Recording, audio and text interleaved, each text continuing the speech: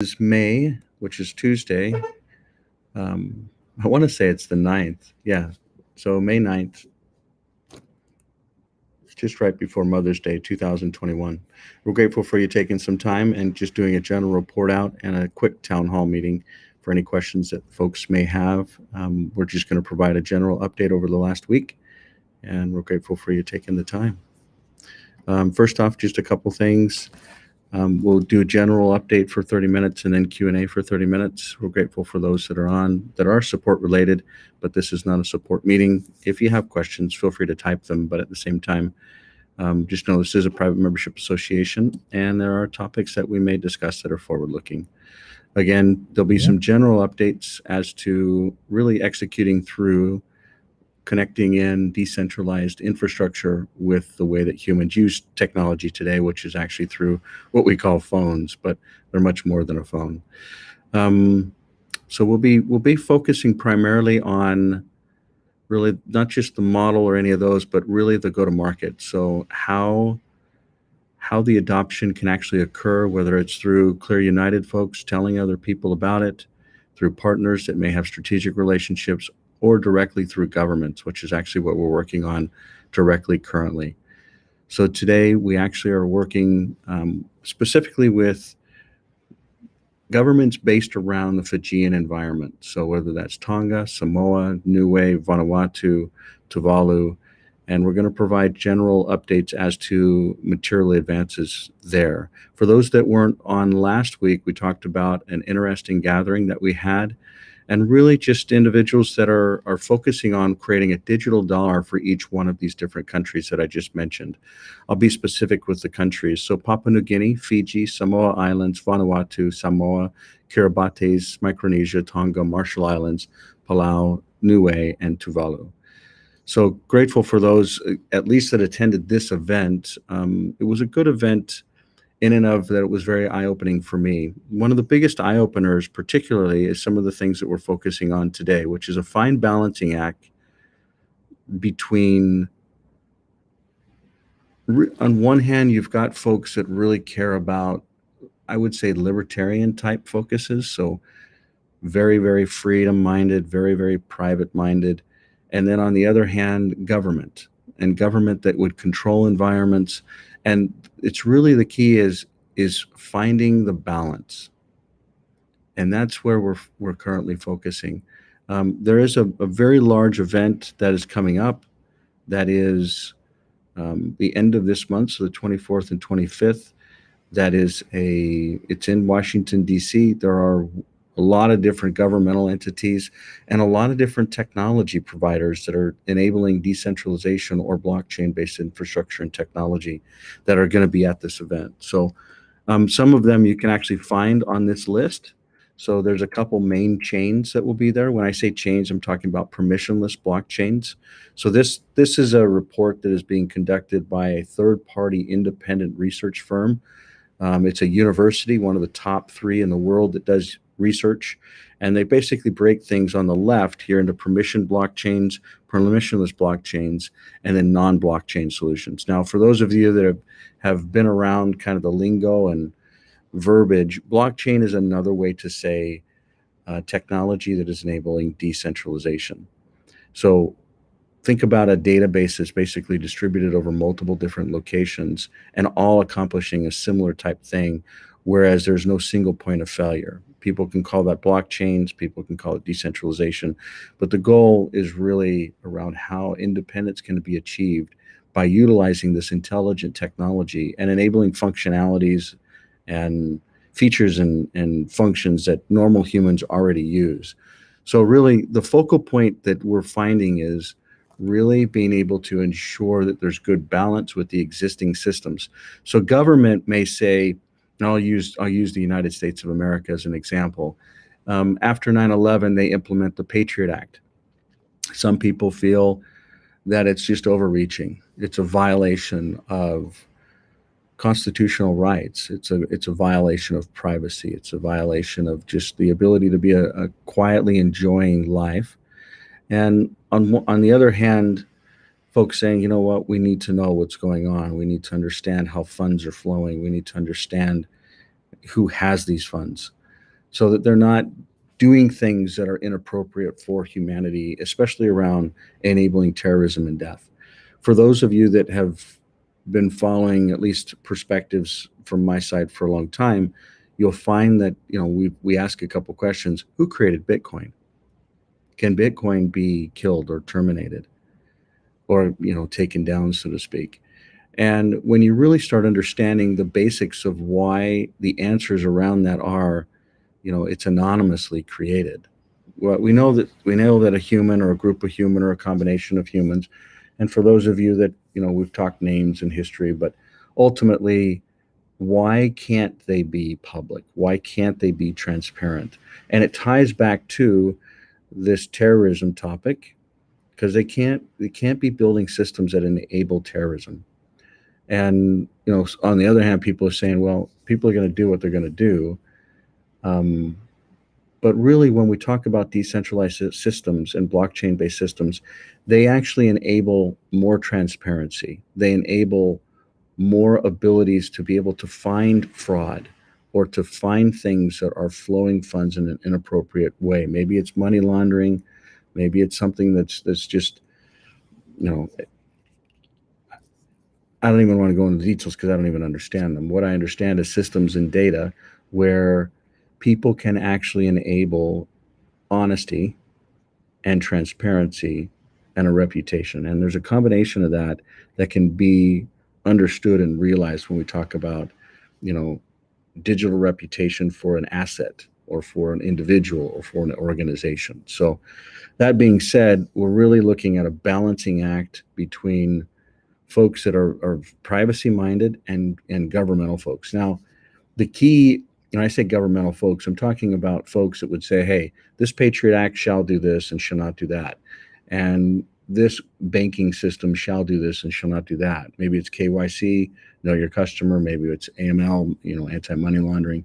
And so the key is, how do we create an ecosystem where you have 100% decentralized and digital transactions that are enabling into an ecosystem that is going digital, but it is not decentralized. It is centralized in and of the fact that they're saying, we need to know your customer. So you need to know, again, I'll use the US as an analogy. You need to know taxpayer identification number or social security number. You need to know phone number. Maybe it's a mobile number. Maybe you need to know address or date of birth. So you need to identify on one hand, so they're operating in the existing fiat system, but then transition into this other system. Now, when I say transition into the other system, remember we talked about historically there's two different types of payments in the world: people getting paid and people paying someone else. So I'll use an example. If someone provides a service of painting a house, they're going to get paid for whoever they painted the house from.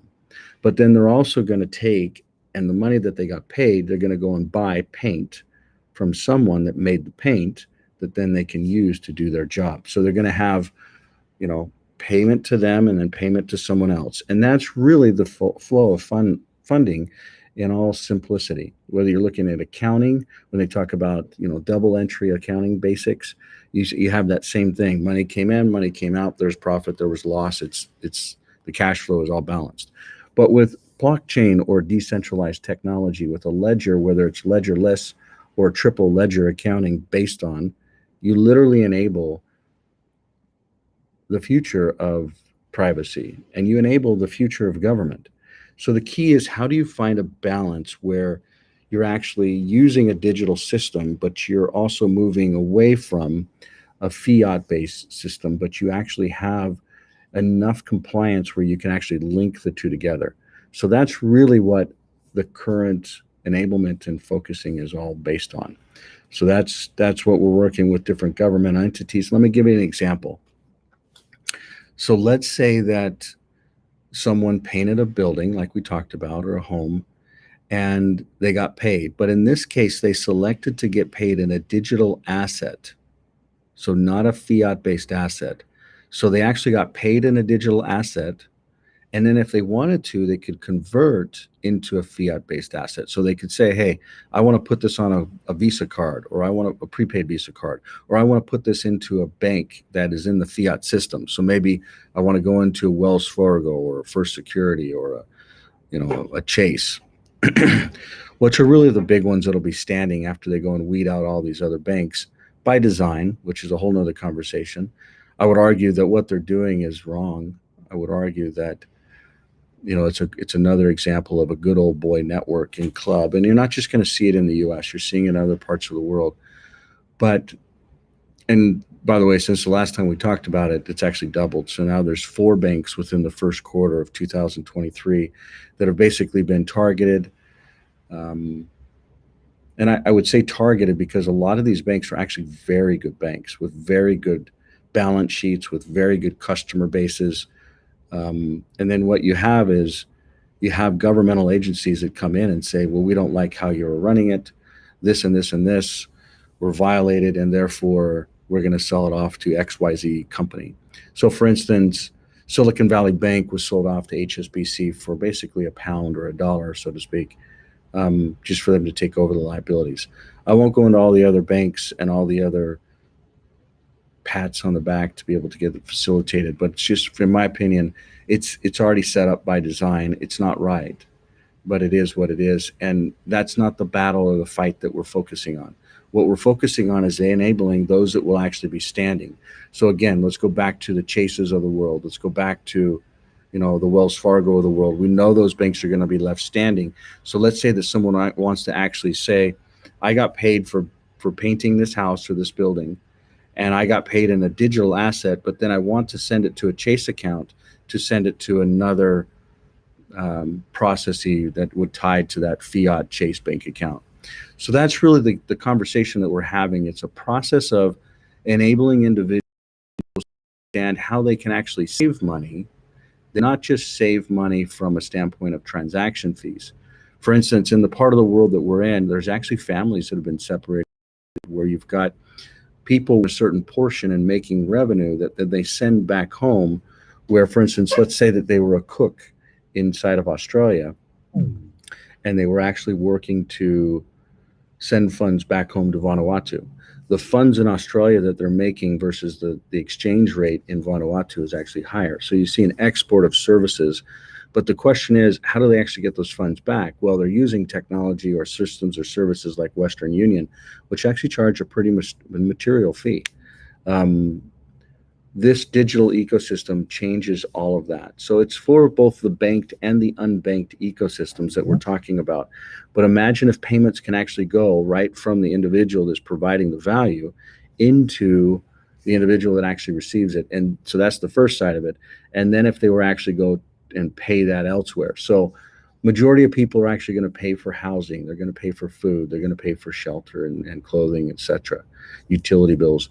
What if there was the ability to go through and, let's say, maybe enter a pilot where food, telecommunications, airways, or others could actually be, and this is actually not the right one, but you get the point that there's initial pilots within small ecosystems within the Pacific where financial systems are they're not easy, they're easier to set up. And you can actually start living and transacting within the digital world in a much more structured way, primarily because, and for those of you that have watched systems basically get taken over, you've watched colonial-based countries such as Australia, New Zealand, Canada, and I would even throw there's some interesting things around Israel and some others where these are proof points around saying, hey, you will comply, you will get this poke, you will get this, you will get this, you will get this. And if you don't, these are the consequences. You can't have employment. You can't do this. You can't get married. You can't move around. You can't transact. And that's, in my personal opinion, that's a very initial start to how government overreach, if we just allow the governmental systems to basically prevail and centrally control the data, it's only a matter of time. Maybe it's not in our generation or our dispensation. Maybe it's 100 years, 200 years down the road.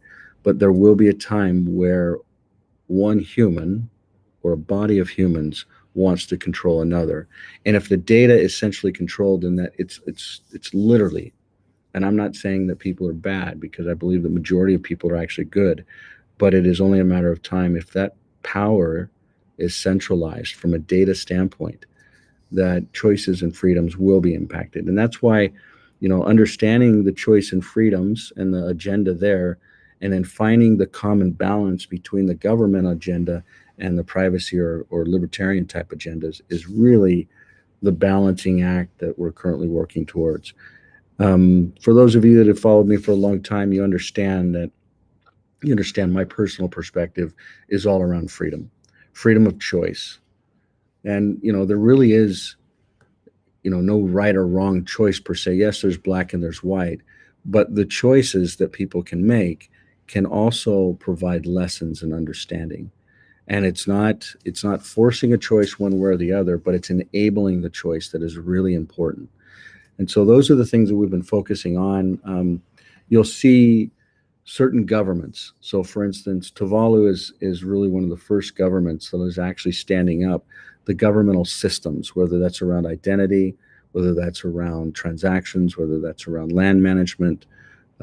There's even elements of driver's licenses, marriages. All of these are different services that can be done from this digital ecosystem. And we're grateful to be able to start rolling this out with some of them. So this next week is going to be transitioning from really in the Pacific and heavy focus back to Washington, D.C., and trying to be able to bring together these different systems around, there right now there is no policy around what is digital money, what is a digital dollar, what is a digital asset. And those are the types of things we're helping to define in systems, and then enabling both these bodies, so both of these different ecosystems, to adopt these systems. And it's much harder to get governments, especially governments that are already entrenched in their own existing systems, to be able to adopt this. But believe it or not, the governments are going through a compelling event, because blockchain-based technologies or decentralized systems actually can manage both ledgers, so the accounting side of things, and the transactions things much faster and more secure. A good example is the federal wire across the world, whether we're talking about SWIFT or ACH, automatic clearinghouse, or whether we're talking about some of the custom banking technologies, they all take time. Even PayPal takes time. Many folks don't understand, but Visa and PayPal and others don't do full settlement for days. And what they're doing is they're sitting in the middle of it, and they're using analytics and heuristics to say, is this actually a credit risk that's worthy of doing a transaction? And so, well, where we find ourselves is decentralized technologies are actually real time. So we're talking less than 10 seconds for full settlement. The cost of them are like a thousandth of a cent. There is no governmental entity, there is no centralized body, there is no banking system in the middle of it, but people can actually still see the transactions, and it can be, much more secure per se than even the centralized systems. Some of the benefits and features of the centralized systems are, let's say that someone gets into your account and you need to open a new account. You can do that and transfer assets over. Whereas in the decentralized systems today, that's not a feasible way. Let's say you lose your 12 words and you lose your phone at the same time. For instance, if you lose your bank account number, you can always go into the bank and they'll give it to you. But in this world of decentralized systems, the individual needs to be accountable to their own responsibility or stewardship. And so they would need to make sure, if they lose their 12 words, that they go into their phone and they get their 12 words and they keep it on record, and that they've correctly synchronized their fingerprint with it. But it really provides an element of not just freedom, but also responsibility and accountability on the individual to be able to have their data. And when people start understanding that you plug in those 12 words in your fingerprint, and the next thing you know, all your data starts coming back, it becomes very compelling, and really the future for many. And a lot of folks are like, you know what, I just love my Apple systems and I just love how it works. But there'll be a time where people understand that encryption keys and key management is very important. So with that being said, just know that really the things we're focusing on right now is looking at the digital world, so you can kind of see how it's being included here as it compares to other main layer one chains. So Bitcoin, Satoshi Vision, Binance, Ethereum, Litecoin, Solana, Stellar, and Ripple are all of the key elements. There's actually one other that they're looking at as well. But the point being is you can kind of see how it stands out on its own and really provides a level of maturity and value that hasn't historically been there. So with that being said, not only the review, but the fine balancing act between, governments and individuals that are really the libertarian type side, and helping to communicate with different governing bodies that, hey, we're all trying to provide value for the future. How do we do this responsibly as grown-ups and not just throwing mud back and forth at technologists or innovation versus, compliance-based focus people that just literally are really focused on centralized systems. How can the decentralized systems and the centralized systems come together? So with that being said, I'll go ahead and stop blabbing here. Folks can ask questions. We're coming up on the half-hour mark. So if there's any topics or questions you'd like us to dig into, now's the time. Just if you're in a room that doesn't have, you feel free to just unmute and or raise your hand, and we'll make sure that room and you're able to go ahead and ask your question.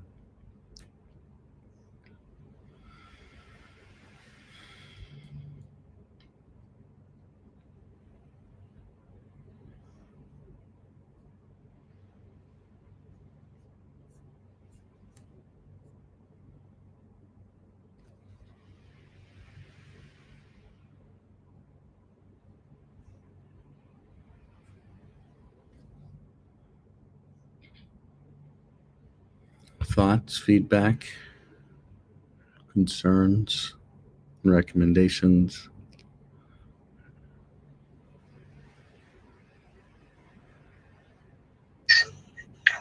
Michael, just a quick one from a business point of view from affiliate.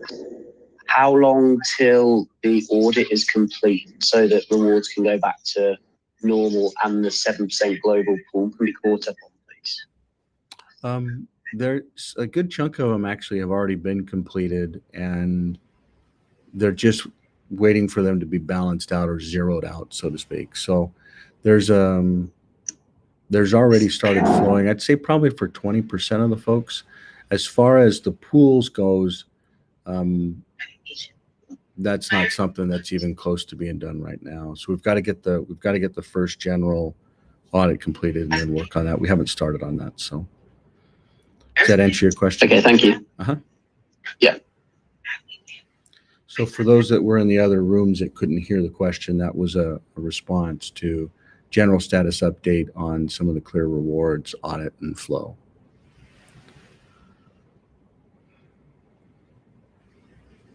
Other questions, thoughts, topics, anything you want to generally discuss, any areas you want to explore, anything that I went through prior that you want to understand better or maybe didn't understand?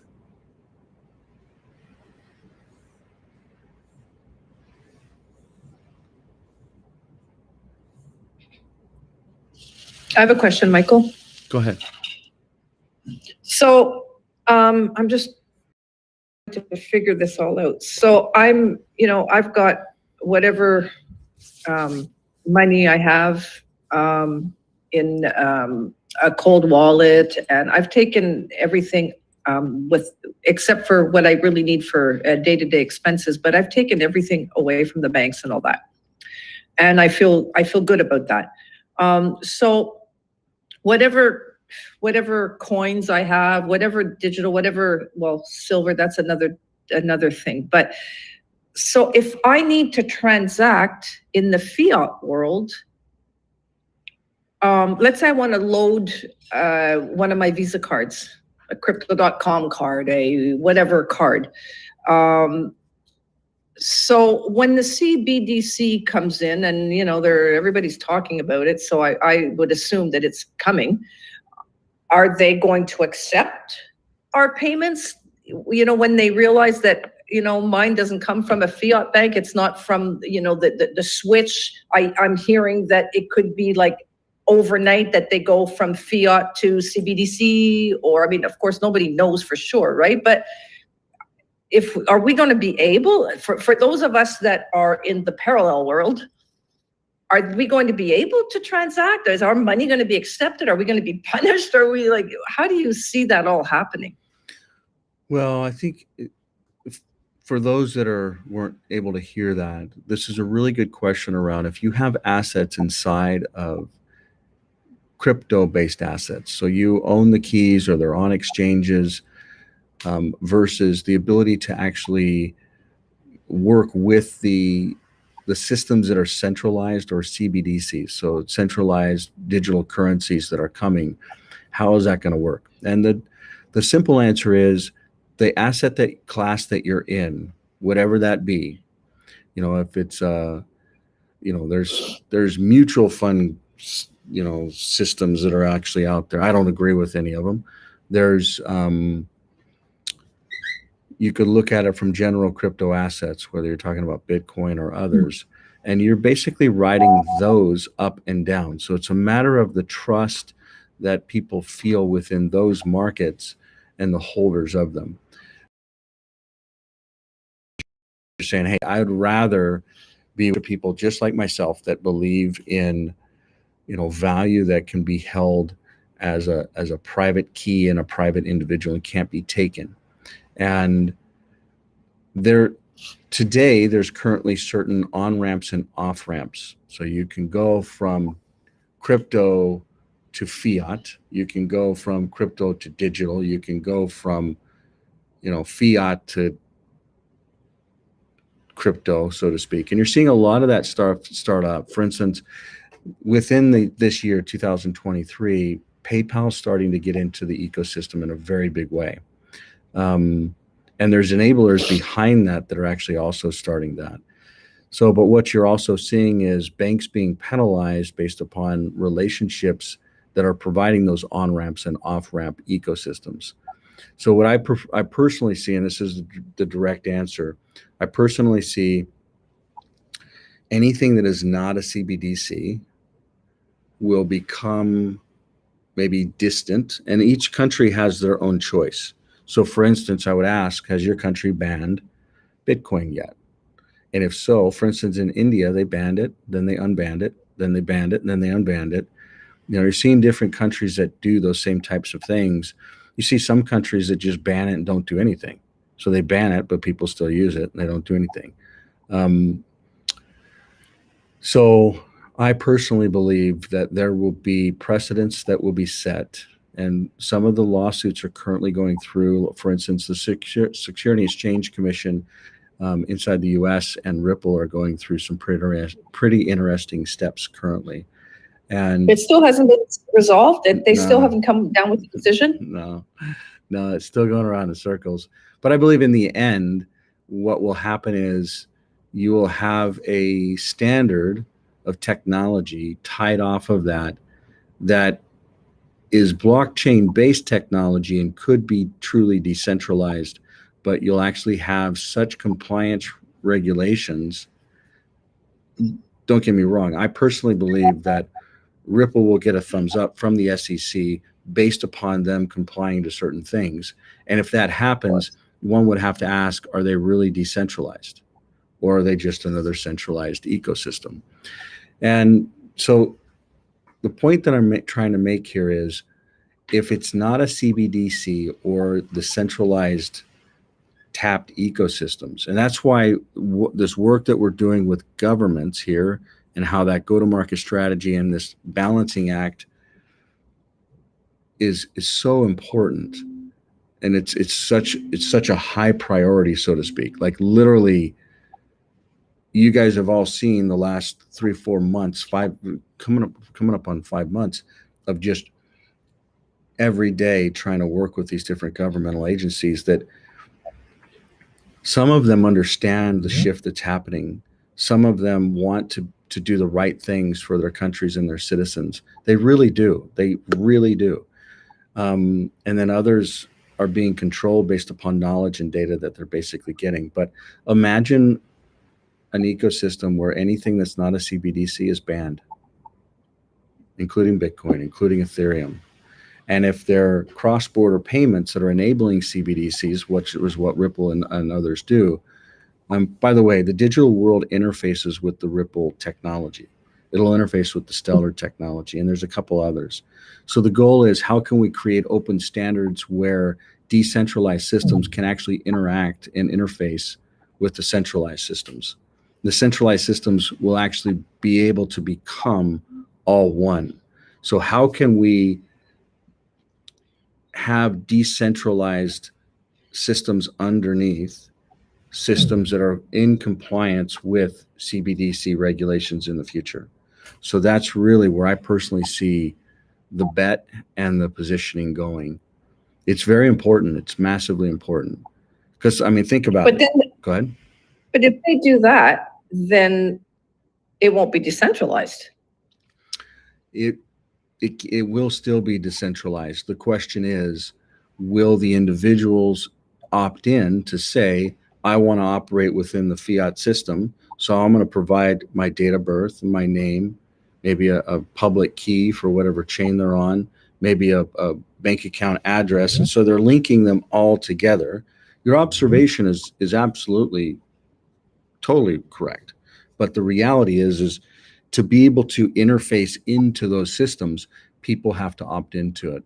And the goal would be, who owns the private keys? And that's why key management and key rotation and the ability for people to have their 12 words that doesn't have a public key that gets tied to it, but you can have key rotation. So for instance, what if you created a wallet and you had 3 or 4 assets in it, and then you said, I actually want to interface with the fiat system. So I'm going to provide my KYC information, my name, my date of birth, my phone number, and now I'm inside of that system. But then a year later, you say, I'm going to create a new wallet, which, by the way, for those that are not aware, there are many wallets that are going online. For instance, these countries here, the ones that are marked in red, already have wallets that are built out. But imagine wallets that actually have a currency of the country that's built there, and then you can actually have multiple wallets that have multiple assets in them, and all you have to do is move them around.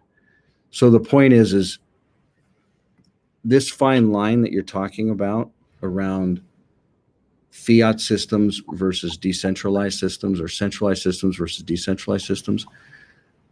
In the future, with key management and key rotation, the individual can emphatically actually own their own identity. It's going to be a transitional period. So that's really what we're going through, is a massive transitional period between governmental systems that are fragmented, that will get standardized, that will have open data sets, if you will. So in the healthcare world, they call it an HL7 standard. They call it an HL7 feedback. Susan, did you have a Daniela? I hope I answered your question well for you. Susan, did you have a question?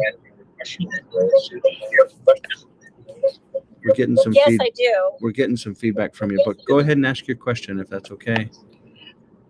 Well, I was curious about goldbacks, and I've heard that there's a website that you can buy goldbacks and also use a credit card or a debit card with that. Have you heard about that?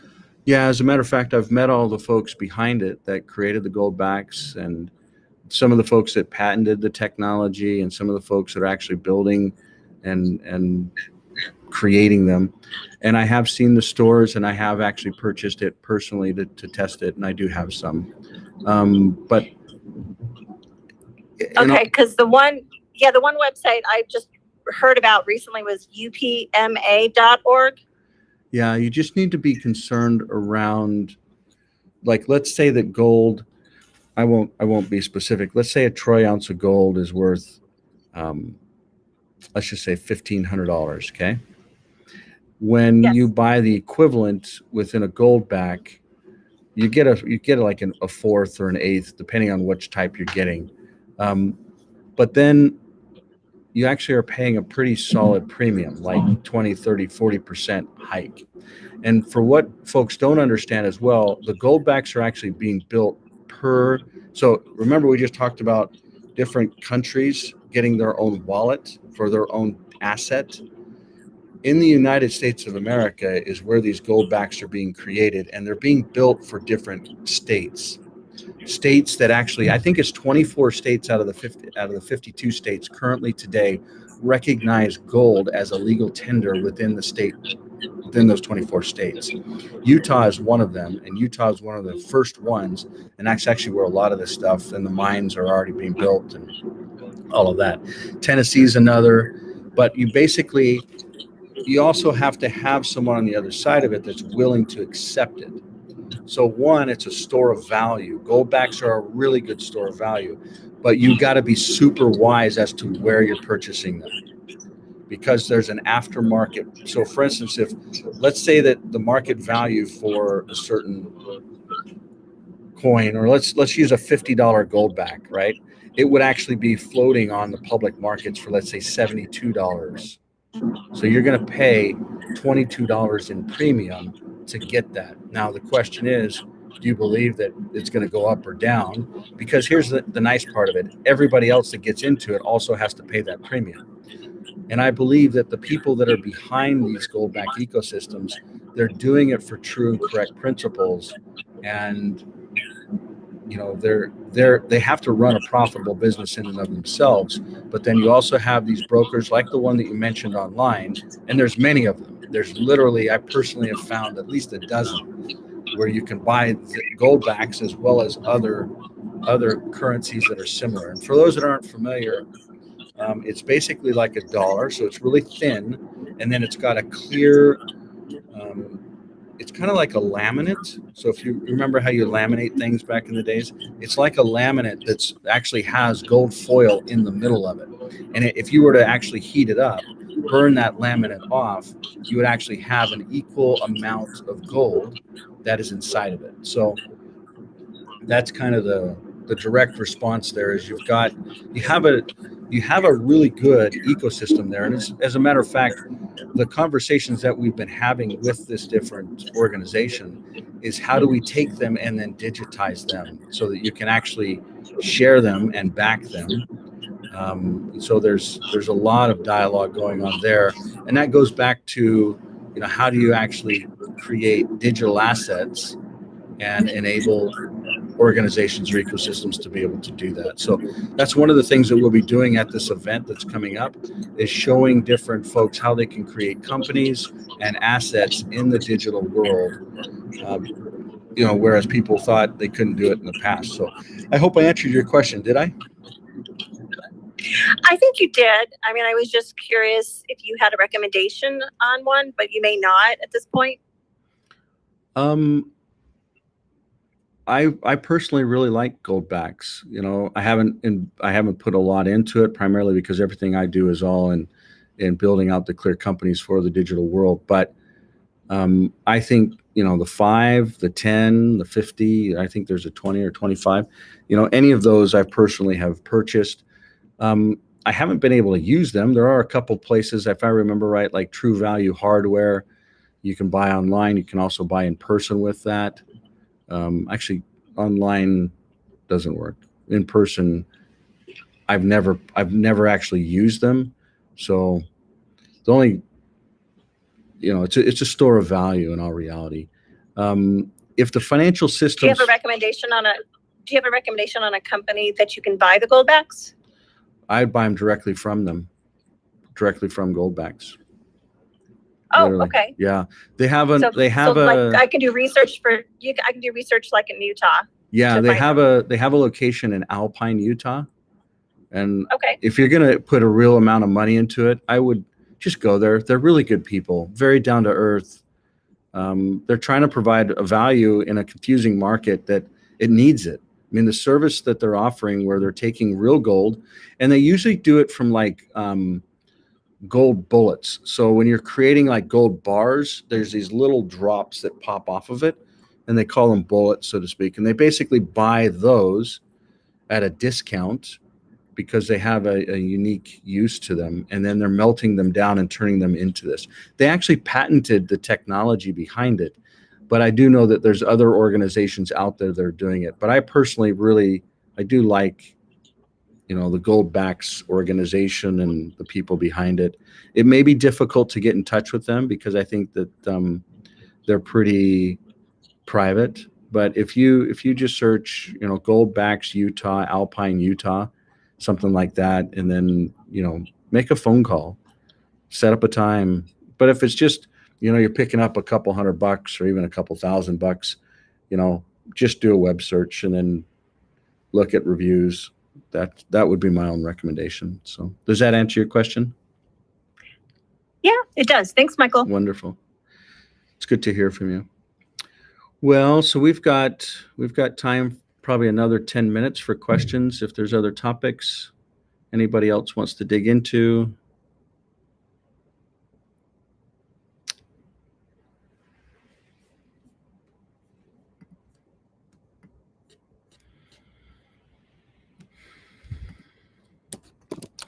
I'm going to show you real fast. Just going to pull up digitalworld.earth as a URL. And then I'm just going to click on a search button. This is actually a new feature for those of you that have not seen it. So this actually searches any of the organizations that may be online. Okay, so let's jump into like this Marriott one. So you can basically see where this organization is located both digitally and physically if they have a physical location. For instance, Marriott has, a headquarters as well as many locations around the world. It's also got many corporations. But you can see where they are digitally. You can also see their digital world identity number. So this is a cryptographic based number. You can see a digital representation or reputation score.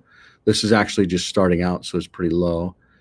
And then you can see any kind of other things that they may have completed, whether it's articles of organizations, other assets they may have generated, if they're doing multi-signature wallets. So there's multiple people that manage it, so it's got good governance and controls.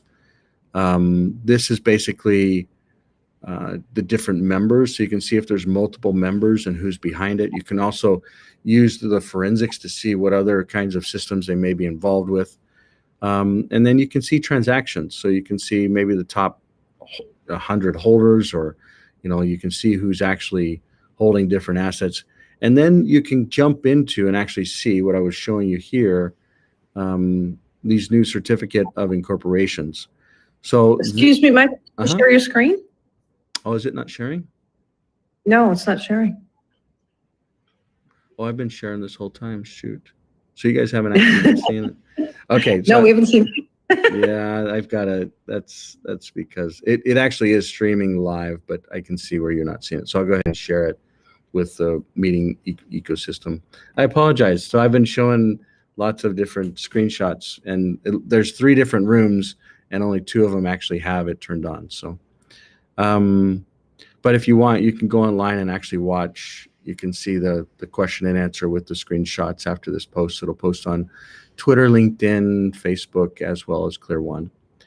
So what I'm showing you here is basically, I'll jump back out here. So if you come to the digital world and you click on the search button, you can see different organizations. Now, this could be a business, it could be a country, it could be a corporation, it could be a decentralized autonomous organization, but you can basically create these. And oh, by the way, for those that were asking if test ones could be removed, they can now.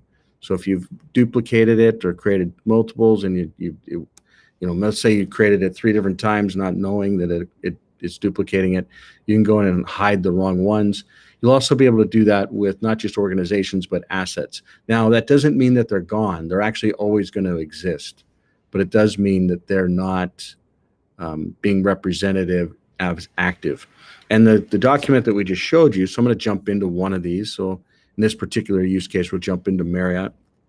And then up in the top right here, you'll see this new certificate of incorporation. And basically what this does is it's just like if you were to create a business, where it basically, if you wanted to create a bank account, this is what they're going to look for. So, but the jurisdiction is actually this digital world, which is all of Earth instead of just a physical location like a town or a city or a state or a province or even a country. So some countries, for instance, in Fiji, they don't have different provinces or cities that have it. It's the whole country. You know, it's only 1 million people per se. But for instance, let's say the state of Utah, that's 4 million people, majority of this stuff is actually Utah based. And then what they do is the banks, and this is one of so for instance, we were talking about this fine balancing act. We're talking about how can the digital ecosystems actually work with the governmental ecosystems. And this is a good example where if, let's say, a digital business wants to actually create a business account in the banking world, how would they go about doing that? And this is a really good way to basically facilitate that. So again, this is public information. You know, someone could go in and say, hey, this is actually the organization. And there's a lot of cryptography behind this, which will actually be recognized in the future in a very mature way. Right now, like in the United States, it's only recognized like in the state of Wyoming. But in other countries, they're actually recognizing it throughout the countries. And that's one of the things that we're hopeful in Fiji and Vanuatu and Tuvalu and others, is to be able to actually get the maturity of systems and innovation around cryptography, like what the digital world does, into mainstream systems. And it actually helps with a lot of different things. For instance, a good example, maybe, let's say, how does Marriott charge a customer and then pay for taxes and do all the accounting at the same time? So like sales tax, use tax, property tax, superannuation fund tax type structure, how can actually be done at the time of checkout? And let's say the customer comes back later on and says, oh, I want my money back for X, Y, and Z reason. How do you actually make sure that clawbacks can directly tied to those transactions? So those are the things that we're actually building, but it's on a decentralized ledger, whereas other systems, you know, are all centralized, and the controls of them are very centralized. I won't name companies, but I would say probably everyone on this call uses that technology if you're ever making online purchases. So other thoughts or questions or comments? Hey, Michael, it's Beck. I have a comment. That's really amazing, like to see that. So yeah, well done. That's awesome. Mm-hmm. That's like, yeah, epic. Yeah. It's really cool. We've also, I don't know if you heard earlier, but I know that you and a couple others had requested the ability to be able to remove companies that may have been created in duplicate. So that if you go back in, you'd have to log in, but you can actually go into the settings and actually say this is no longer functional. It still is on chain. It will still be grayed out, but it won't be in this general list here per se. So, yeah. Yeah, awesome. Thanks for that. That's cool. Mm-hmm. Cool. Well, any other thoughts, questions from anybody? If not, we'll go ahead and wrap up. I do have just one other. Sorry, Michael. I just do have one question. I was trying to get in touch with the developers Signal group on Signal, but I couldn't find the group.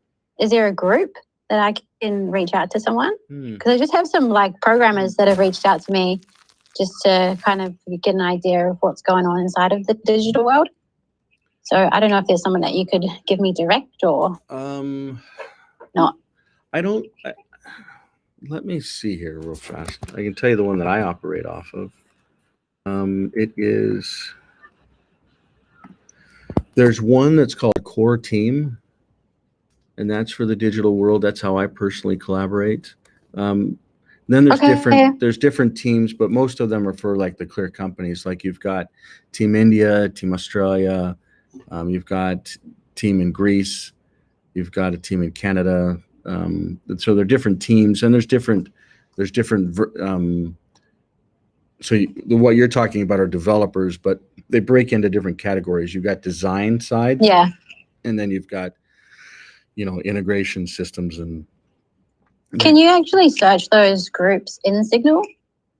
No. Or do you have to be added to them from somebody else? Yeah, you've got to be added to them. So, okay. You know what I would do is,